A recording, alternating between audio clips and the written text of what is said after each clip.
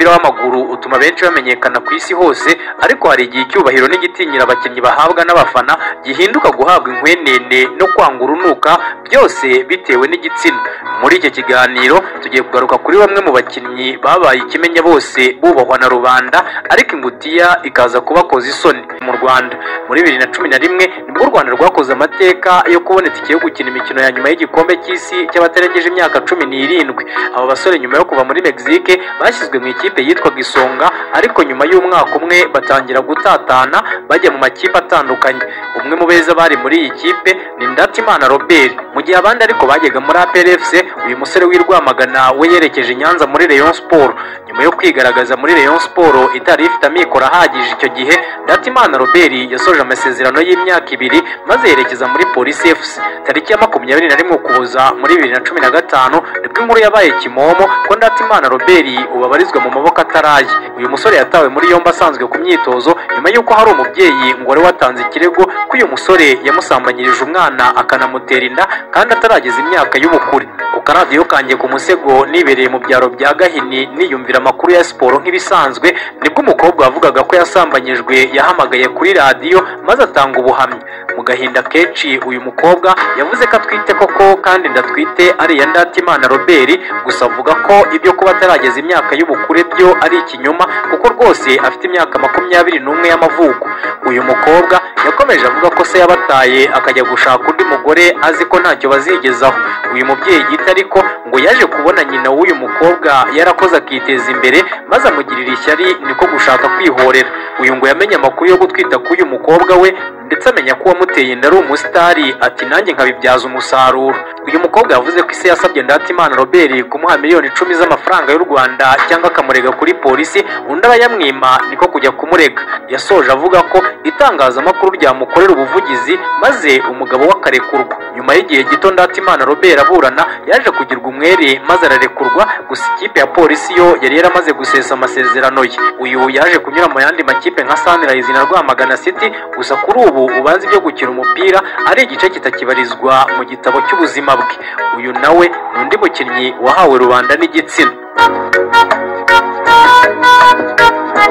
Tariki ya 10 Kamena muri 2021 nibwo myugariro wa Sunrise Mugabo Gabriel yafatanywe n'impumu maze yambikwa amapingu yurizwa imodoka ya RIB. Uyu musore yatawe muri yombi avuye mu kibuga ubwo umukino wa shampiyona Sunrise yakinagamo na Gasogi United wari urangiye. Umuvugizi wa RIB Murangira Bitseri yemeje aya makuru maze avuga ko uyu musore akekwaho icyaha cyo gukoresha imibonano mpuzabitsina ku gahato umugore w'imyaka 27. Nyuma y'iminsi mike Mugabo Gabriel yaje kurekurwa nyuma y'uko habuze ibimenyetso bimushinja maze abumwera atyo. Amakuru avuga ko muri icyo gihe mu karere ka Nyagatare hari heza umuco w'uko abagabo bashetaga abagore babo ku bandi bagabo bafite amafaranga maze bakabacakirira mu cyuho bakabaca akayabo utayatanze agafungwa. Mugabo Gabriel nawe niwo mupango yakorewe n'uwo mugore ndetse n'umugabo we. Aba ngo bakandagiye inkuru y'uko FIFA yategetse ikipe ya KCB yo muri Kenya kwishyura uyu musore miliyoni 6 ndetse bamenya ko iyi kipe yahise imwishyura. Aya mafaranga rero ngo niyo bashakaga uburyo baryaho maze bamutekaho uwo mutwe, gusa uza kubashirirana. Gabi yakiniye amakipe nka Mukura, Polisi, KCB yo muri Kenya, Rayon Sport na Sunrise. Reka nsoreze ku basore babiri bo bandagajwe n'imbuga nkoranyambaga maze bagahabwa inkwenene nyuma yo gushyira ku karubanda ibyo bakenyereyeho.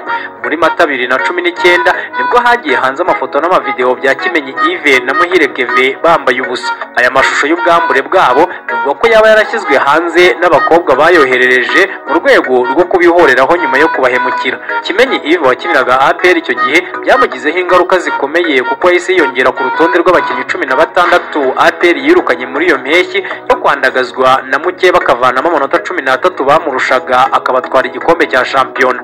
Kimenyi Yves yabaye igitaramo ku mbuga nkoranyambaga ndetse aya mafoto yagiye hanze umunsi umwe mbere y'uko APR FC ikina na Rayon Sport, umukino Rayon Sport yanatsinze. Ibintu byarushijeho kuba bibi ubwo abafana ba Rayon Sport igihe cy'iminota 90 yose bayimaze biririmbira indirimbo zo gusesereza uyu mugabo wa Miss Muyango, bamwibutsa ko ngo yaba umusifuzi mwiza nyuma yo kubona ko ifirimba yikenyereyeho. Muhire Keve w'igitutu ntabwo cyabaye cyinshi kuko atakinaga mu Rwanda. Uyu we yahanganye n'igitutu cyo ku mbuga nkoranyambaga gusa. Kimenyi Yves we ntabwo ari ubwa mbere yari agaragaye mu nkuru zijyanye n'ubusambanyi kuko byigeze kuvugwa ko yaba yarafatanye mu mashati na Rwatubyaye Abuduru ubwo bari mu mwiherero w'ikipe y'igihugu Amavubi. Aba ngo bapfaga umukobwa witwa Dididoro wigeze gukundana na Kimenyi Yves. Uyu mukobwa ngo yaje kuri hoteli Amavubi yari arimo maze Kimenyi Yves atangira kwicinya icyara ko ari waje kureba, ariko atungurwa no kubona ko aje kwirebera Rwatubyaye Abuduru maze intambara irarota. Mashami Vincent wari umutoza w'ikipe y'igihugu icyo gihe yagerageje guhisha iyi nkuru ariko birangira bibaye iby'ubusa, iramenyekana nubwo itahawe agaciro cyane mu itangazamakuru.